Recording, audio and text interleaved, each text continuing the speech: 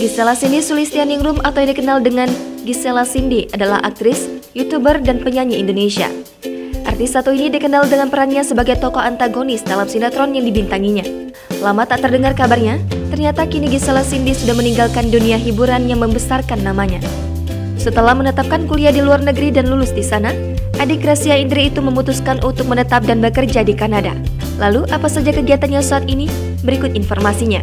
Mantan artis cilik yang juga adik Gracia Indri itu kini telah menetap dan bekerja di Kanada. Jika dulu Gisela Cindy bekerja sebagai manajer toko sepatu, kini diketahui melalui LinkedIn-nya kalau dirinya telah berpindah pekerjaan menjadi showroom manager. Pekerjaannya itu tak jauh-jauh dari toko sepatu. Namun, pekerjaannya sekarang lebih fokus pada urusan kantor perusahaan.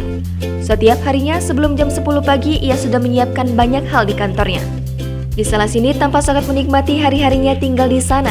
Dan kini, ia tentunya lebih bahagia karena hadirnya seorang kekasih. Beberapa hari lalu, ia baru saja mengunggah foto-fotonya bersama sang kekasih. Meski tak begitu jelas wajah sang kekasih karena tertutup masker, tapi keduanya nampak sangat serasi. Meski sudah tak muncul di layar kaca, Gisela tetap memiliki tubuh yang body goals.